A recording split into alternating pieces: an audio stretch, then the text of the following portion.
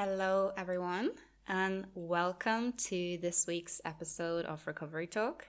So, today I'm going to talk about food scarcity and food perfectionism. I'm probably going to use the words or the terms food scarcity and food perfectionism a little bit like interchangeably at times because they are rooted in the same thing. Or I would say food scarcity is the underlying thing, and food perfectionism is a manifestation of food scarcity.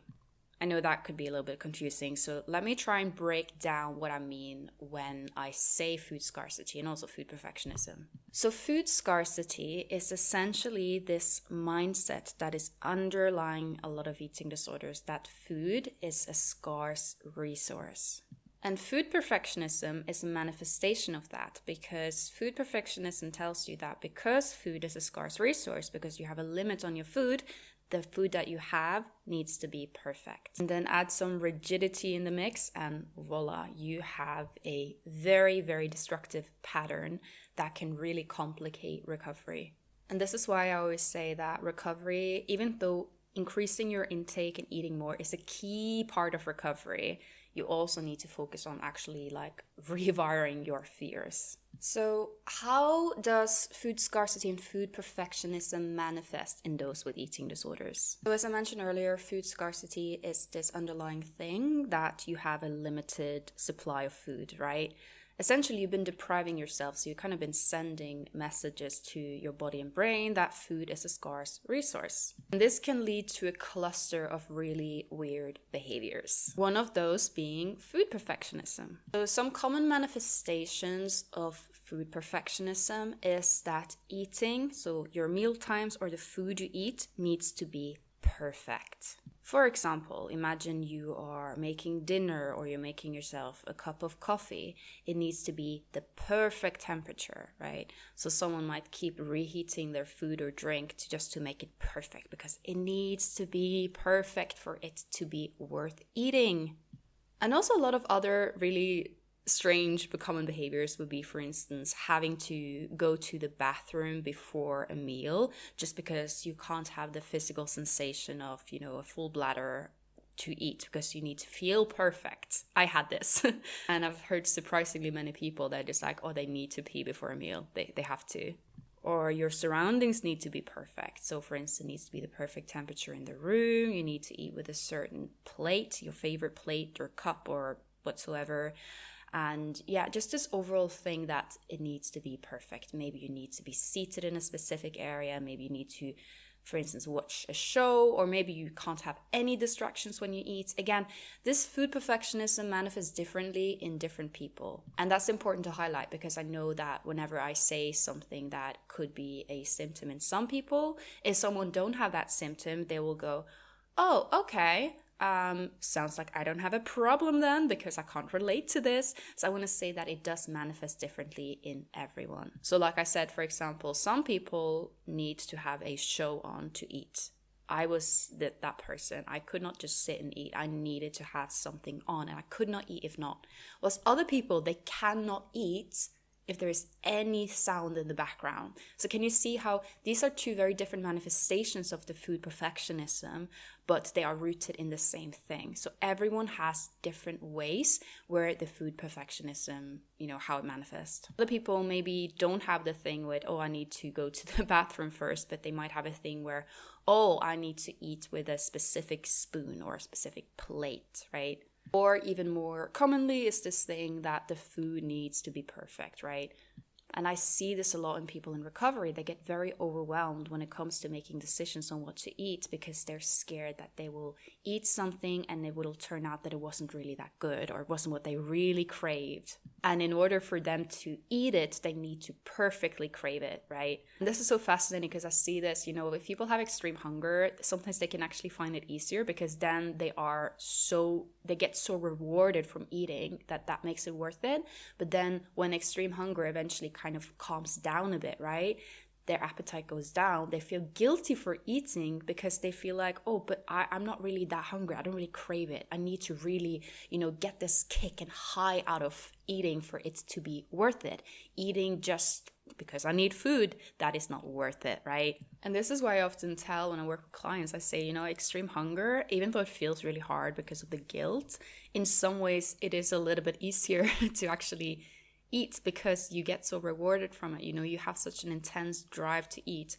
And then when extreme hunger ends and your appetite normalizes, but you still need food and you need often to eat more than what you actually crave, especially if you're experiencing appetite loss, that's when it gets difficult because it's like, oh, but I don't really crave it. I'm not really hungry. And then your eating disorder comes in and tells you need to be super hungry for you to deserve food, or you need to really, really crave it.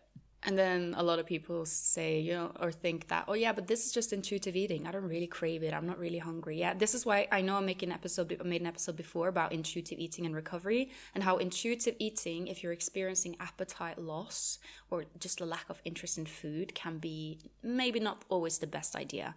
So yeah, a lot of people, they kind of trick themselves a little bit here because they're thinking, oh, I'm intuitively eating, and intuitively this is what feels right for me, right? And then there could be some disordered patterns there because they're not really allowing themselves to eat unless they're like desperately craving something or their stomach is growling, right? Which in recovery, it's not always the case. You need to eat even though you don't really care about food or feel physically or mentally hungry. You still need to eat in recovery every day, every meal. Other ways this could manifest is this idea of you need to get as much as possible out of your calories. This is just a very, very common thing with the food scarcity mindset. So for example, it may not necessarily be eating a certain amount of calories that's the big problem. It is just that this thing of eating something that has a lot of calories, but you feel like you're not getting that much food from the calories, can be triggering, or not triggering, challenging would be the word. And this just really challenges this misconception that people with eating disorders, they're just scared of calories, right? They're scared of eating, but actually very often you see that a person with an eating disorder eating a safe dinner portion where they feel like they get, a lot out of the calories, maybe like high volume foods, may not bring that much guilt, but eating the same amount of calories in something that's more dense and give them less food on their plate for the calories can be very, very challenging.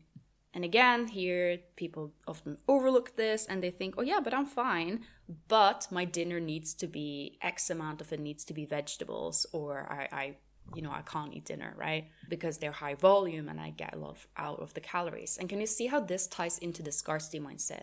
You're operating from a scarcity mindset where you tell yourself, or essentially you've been kind of showing your body and brain that food is a limited resource, therefore you must get as much as possible out of the food. And it's very interesting because what I very often see is this idea of getting as much as possible out of the calories. So for instance, imagine you allowed yourself, let's say you've allowed yourself 100 grams of something, right? Very often, yes, going over 100 grams, 105 grams can be triggering, but actually also sometimes going under it can stress people out because then they're not getting as much as possible out of the calories because I allowed myself 100 grams of this and that, and now I'm only eating 97 grams, and then there's a stressing out of that. I could have had 3 grams more and I could still be within my allowance, right? This is very interesting because, and again, this happens to some, but not all. For some people, rounding down is kind of the default, but for other people, they feel like they need to stick at that specific number because that's what they allow themselves. And food scarcity, it can also show up in some more, taboo and shameful ways. For example, I've heard from a lot of people that actually end up stealing food. I've actually also come to that point myself. I wouldn't steal from shops, but I would steal from, like, for instance, family members. If they were gifted something, if they gifted, for instance, chocolate, I will steal a bag of chocolate from them to binge and purge on. Whilst they will steal not just from people around them. They might go to the grocery store and then steal because, again, they are operating in this scarcity mindset, and it becomes this survival mechanism kicks in. You need to gather food, right? And then stealing becomes something they turn to. And I know this is so taboo and people are so ashamed of it. And I just wanted to let you know that, you're not alone. You are not the only person experiencing this. And it ties into what you're experiencing with your eating disorder. there is a combination of psychological and physiological, neurological, biological, etc. factors that are putting you in a state where you're not really yourself, and that makes you behave in ways that may not normally be how you would behave. For instance, I would never, go and steal someone's gifted chocolate snacks and pretend I didn't know where it had gone. That's not something that I would do. But during my eating disorder, it was like kicking in, I would even pick up food from the trash, that is the level I was at. And that is something I've also heard other people do. And interestingly enough, what I also see with food scarcity is this like extreme, what can I say, almost frugality. Sometimes the frugality can show up as an obsession with buying discounted food, right? So for instance, you feel super guilty for spending money on food. So then you go and you hunt for bargains and become really obsessed with budgeting and using as little resources as possible. This is actually something that I'm doing studies on right now, which I will report my findings when I'm done.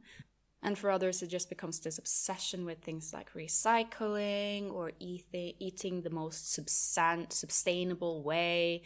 Ethics start coming into it, but the ethics might not necessarily be just ethics. There is this underlying scarcity thing going on here. And I know this is not something that's been done a lot of research on, and I know a lot of the behaviors that I'm mentioning are behaviors that not even treatment professionals are aware of because they're so sneaky. But as I mentioned, I am actually doing research on this, and it's fascinating, right? It's fascinating because it just shows how an eating disorder just completely changes how people act and how they see the world, see themselves. And this is the scary part, right? So I see a lot of people with eating disorders, they end up becoming, for instance, obsessed with saving money, obsessed with recycling, obsessed with saving the planet, eating sustainably, budgeting, don't want to buy clothes. A lot of these things related to basically at the underlying thing is this scarcity, like there is a lack of resources, right? And essentially that's what you've been proving your body. You've been starving yourself. It's very natural that you detect that there is a scarcity of resources, right? The very sad part is that for a lot of people, they aren't aware that this is part of the eating disorder, and instead it becomes part of their identity, right? They become the eco-warrior, they become the budgeting king or queen, right? And this is actually something I work on a lot with clients when they go through recovery, and I'm like following them through their recovery, and then they're like, you know what, Amalia, I don't know who I am anymore, because I'm noticing as I pursue recovery and pursue things unrelated to my eating disorder, I'm noticing I'm losing interest in in some of these things, and that can create a lot of guilt. For instance, they'd be like, I used to be so rigid with recycling, and now I kind of forgot about it, and now I feel so bad. Oh my god, who am I?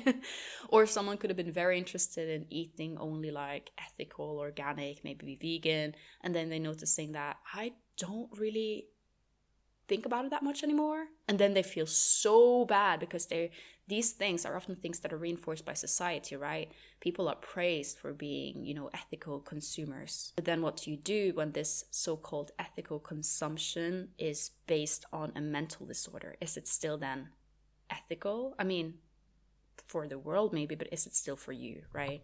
And this is part why when I work with clients, I always say that your job right now is not to be the most perfectly ethical human being. Your job is recovery. And whatever is good for your recovery, that is what you need to pursue. So if skipping recycling or eating something that you feel like, oh, could it be unethical, is actually good in recovery. And I know this is controversial. I know some people might be like, oh, So are you encouraging people to not care about the planet? That's not what I'm saying. What I'm saying is, if anything, any behavior that is rooted in a mental disorder is very good to challenge, because this helps the rewiring, right? Because you might challenge your fear foods, but if you notice that you have extreme guilt of eating, for instance, non-organic eggs, it just brings you extreme guilt, and that guilt is not really because of, what can I say, ethical concerns themselves. It is more guilt that you're eating the quote-unquote wrong way, then this could be a good thing to challenge. And this moral rigidity, this thing of needing to be morally perfect, is so common amongst those with eating disorders. And I always tell people actually, Your job is not to be morally perfect, because you can't be. There is no such thing. You can try and be the most ethical person, but it's still not going to happen, you know? There is no ethical consumption under capitalism.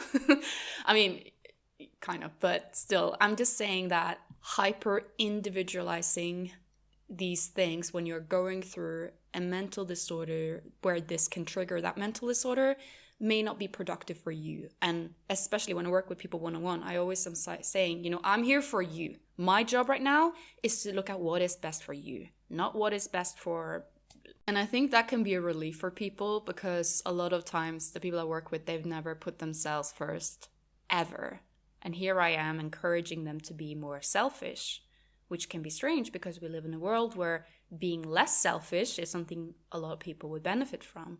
But when I work with people with eating disorder, very often it is about allowing them to, you know, helping them allow themselves to take up space, take up resources, and be a perfectly imperfect human being. Ironically, since I allowed myself not to be the most perfectly ethical human being, I've become more ethical. I've been able to show up more for people around me, right?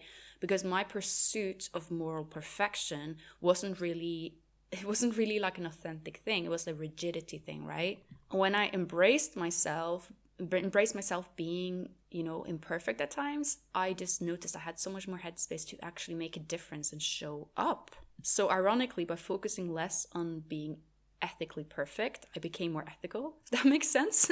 It's really ironic. But yeah, back to the perfectionist and food perfectionism bit. Another way that this manifests is orthorexia, right?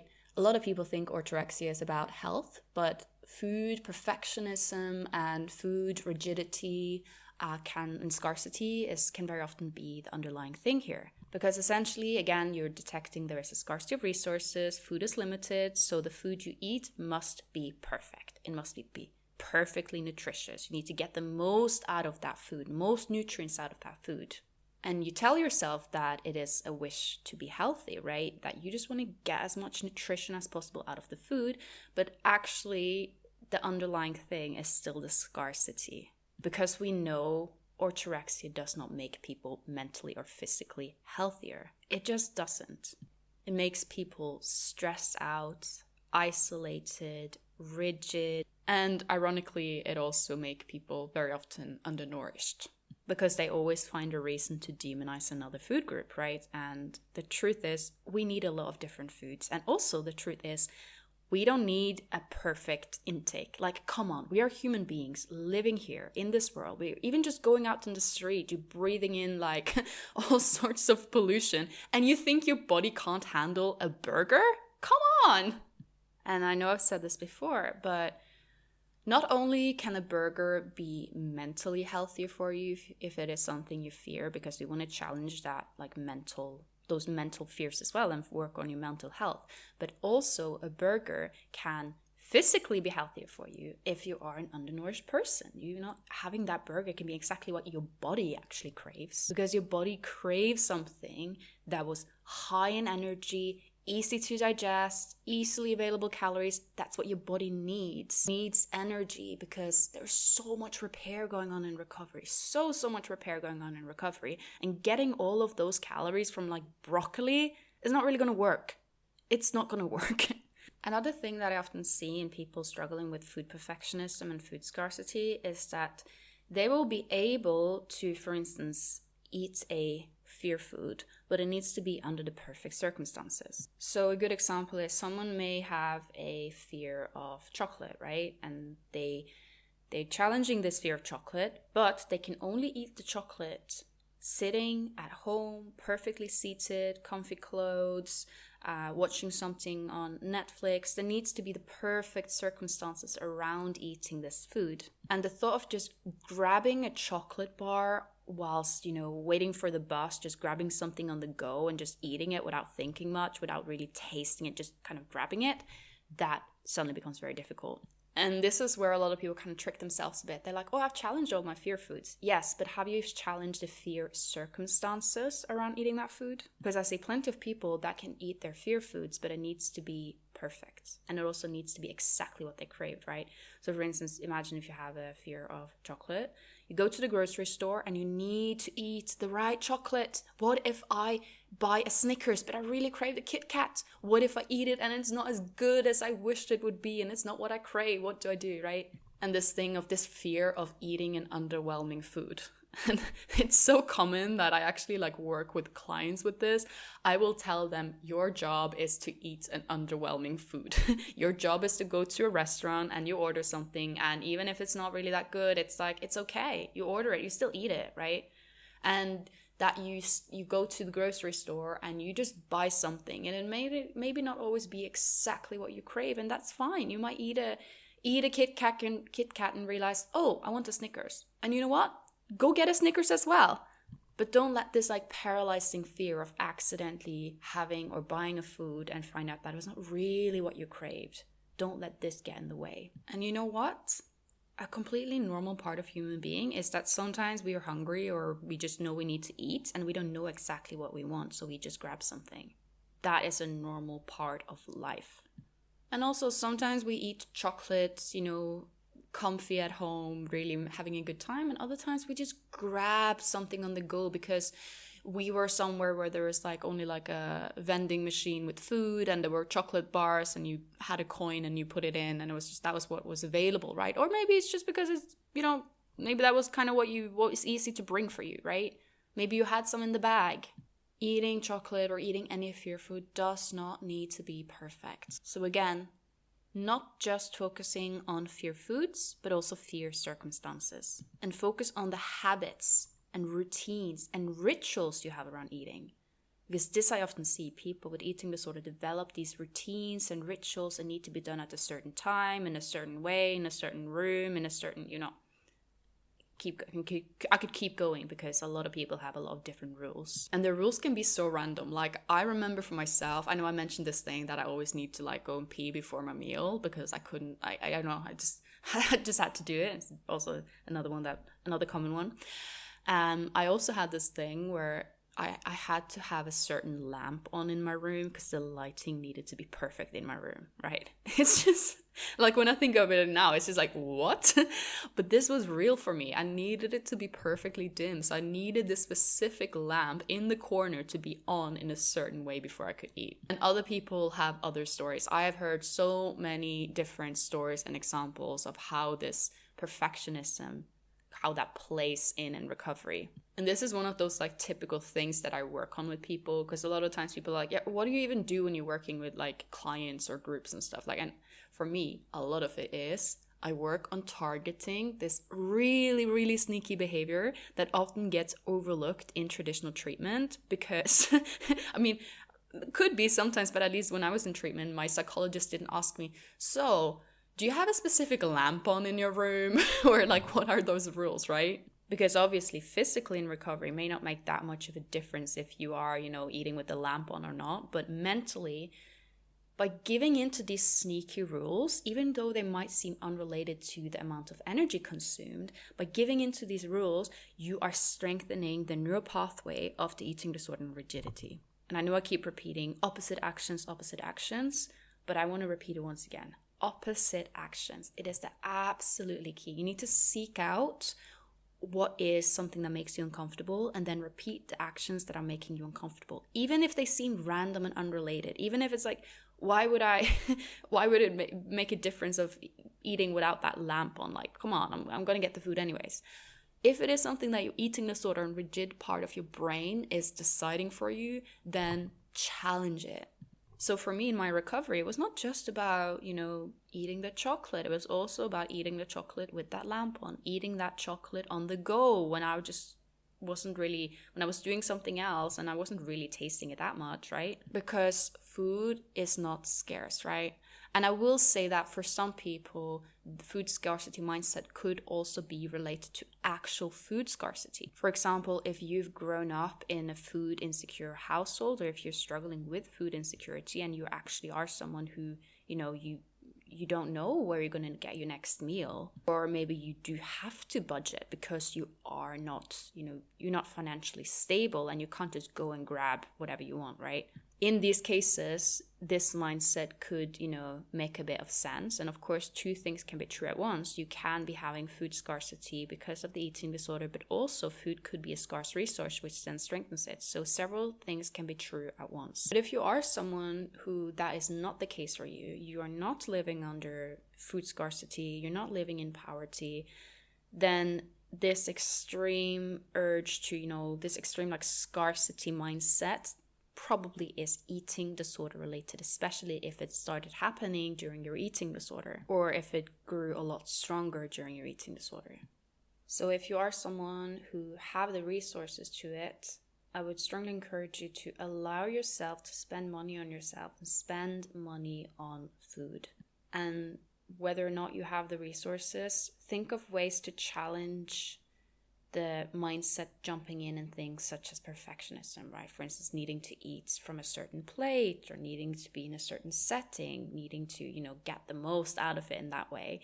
That is something you could challenge regardless. And I would strongly encourage you to do so because it gives you so much more freedom. Because I see a lot of times people with eating disorder, they become so ritualistic around their food that it completely controls their day, right? The food becomes the highlight, and any kind of disruption towards their meals just creates chaos.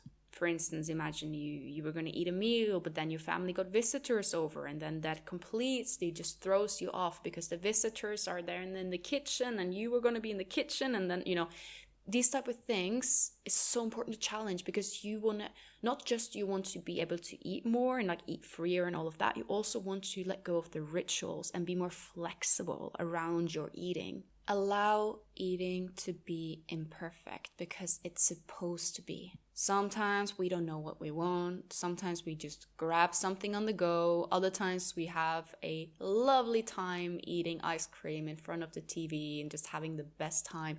Other times we just grab some ice cream because we didn't really know what we want and there was some ice cream in the shop. Or maybe we just grab ice cream because we're with friends and everyone is eating ice cream and it's just part of the social cue at that time, the social context, I mean. And if you're someone thinking of going through recovery but the food bit needs to be perfect, then I would encourage you to let go of that idea right now because there is no such thing. And if you are excessively focusing on eating the perfect recovery diet, then that's not really going to help you. Recovery perfectionism is a thing, and the problem with recovery perfectionism is that it seldom leads to actually having a good recovery. Instead, it just leads to you being so paralyzed that you do nothing because you want to do it perfect or you don't want to do it at all. That's the thing with perfectionism. Perfectionism is actually a form of procrastination because perfectionism doesn't make you do things perfect. It makes you not do things because you're just like, well, can't do it perfect. Why bother? So allow some messiness in life in general, but also in your recovery. Allow food to be imperfect. Allow recovery to just be a little bit chaotic because it is sometimes. As long as you are challenging your fears repeatedly, every day, every meal, as much as you can, challenge yourself, challenge your limitations, challenge your fears, then you're moving in the right directions. You want to make yourself a little bit uncomfortable, or actually very uncomfortable, several times a day. Discomfort is growth in recovery. So what I would encourage you to do is to try and think of ways that food scarcity and food perfectionism shows up in your life and your recovery and your eating disorder. And what would the opposite action be, right? How can you challenge this? You could even write it down and make a little bit of a plan for yourself and be like, oh, I noticed that it shows up in these ways and this is how I can challenge it. And then actively seek out ways to challenge the perfectionism. And now I'm going to answer a listener question. So I'm just kind of paraphrasing because this person was essentially asking about something I have spoken about in a previous episode. I think this was the episode I did on exercise and recovery. And essentially the person was asking, how is it possible that some people in recovery will actually gain muscles with rest? Even they're not lifting weights, but they're still gaining muscle mass. How is that possible? Or is that even possible? And I will give a very quick recap of that. So essentially, imagine you're someone in recovery and you are underweight for your body, right? And you have quite a broken down body and you've lost body fat, you lost muscle tissue, because that's what happens with an eating disorder. You lose body fat, you lose muscle, you even lose like actual like organ tissue in some cases. For instance, there could be heart shrinkage is related to that. Heart is a muscle, right? So muscle shrinkage can also mean like shrinkage of the heart. Also lose things such as bone, which you see a lot of people struggle with lower bone density from the eating disorder, which can be cause quite a few complications. So I want to remind you that when you are in the phases of an eating disorder where you are losing weight, the weight you're losing is not just body fat. You're losing a lot of other things as well. So just like a very basics about how muscle gain works. When someone is gaining muscle, usually this is someone without an eating disorder, they will go to the gym and they will do exercises that break down the muscles, right? So imagine you're lifting weights that breaks down the muscles. And then what you're doing afterwards is that you are eating sufficient amount of energy so that your muscles can build back up again. So you tear down the muscles and then they build back stronger. And this is how, basically, on a very, very simple, straightforward explanation of how strength exercise works. You're not actually growing your muscles just when you're like lifting the weights. The muscles are growing when you are eating afterwards. Hence the expression, muscles are built in the kitchen, which a lot of people think means that you need to eat perfectly clean. This expression has obviously been misunderstood by a lot of people. But essentially what it says is, and it's true, muscles are not built in the gym. The muscles are built in the kitchen when you're eating, because you're giving your body the energy to actually build back up the muscles. So here's the thing. When someone with an eating disorder already have broken down muscles because they've been undernourished and they've lost body fat, they lost muscle mass, they lost maybe organ, bone, etc., etc. The muscles will already be broken down, right? So you don't have to go and lift to break down the muscles because they're already broken down. Then when you're gaining body mass, because you have muscle waste, your muscle have been kind of wasting, you're gaining body fat because that's also essential for recovery, but also because your muscles are broken down, you're experiencing muscle waste, then obviously you will also put back on muscle because your body has a certain amount of muscle that it kind of wants and needs to have on you, just like it does with body fat, right? Your body wants a certain amount of muscle and body fat to kind of function okay. So when you are weight restoring, you will also gain back muscle. It would be kind of weird if not. Imagine if you're someone who lost a lot of muscle and body fat in your eating disorder and then you only gain back body fat. What about the muscle? You need some of that as well. It is true, and I think I've spoken about this in a previous episode. It is true that in especially earlier phases of recovery, it does tend to be a little bit higher of body fat gain rather than muscle, and the muscle comes a little bit later. And that is simply because body fat is so essential and it is what you need the most, right? It's like super, super essential for your body. And especially like abdominal body fat. This is also, I think I did an episode on this in like weight gain and recovery, where I spoke a bit about, the fact that in early recovery, people tend to experience a higher percentage tends to be body fat in the earlier stages, which then evens out, and then the muscle comes a little bit later, right? The muscle comes, but the higher percentage would be, higher amount would be body fat in recovery if you are someone who is, undernourished / underweight for your body, right? And you've had that loss of the body mass, and that it tends to be abdominal body fat a little bit disproportionately in the abdominal area in the beginning because it's just the most important area. And I mean, you have your organs there, you need it to protect your organs. It is just completely normal part of recovery. But of course you will also gain muscles. It is something our bodies need. And I think a lot of people with eating disorders, they don't understand the muscle loss that happens when you're starving yourself. So yeah, I know this was just basically very straightforward attempting to explain in a very, very, very simple language something that is very complex. I just wanted to explain it the most straightforward way I could, but essentially that is how it happens, right? If you've broken down your muscle, lost muscle tissue in recovery, of course you will gain it back, and you don't need to go to the gym to break down your muscles for that to happen. Actually, I would say that is a very bad idea, because then you're breaking down muscles that are already broken down.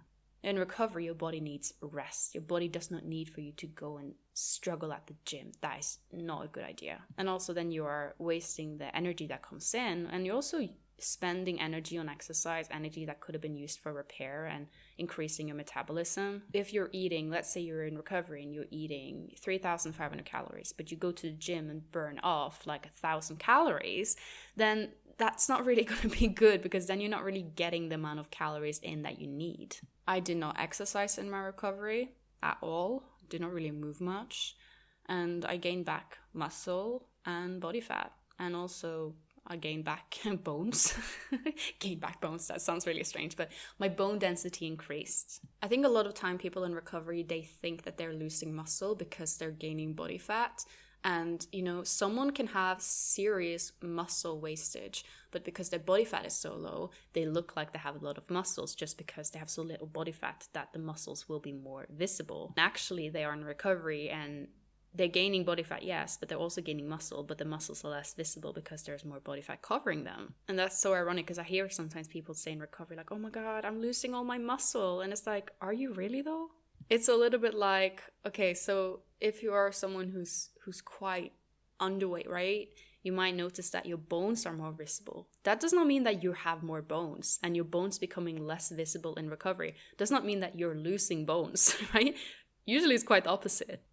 During my eating disorder, my bones were very more visible because I had less body fat to cover them, but I had low bone density.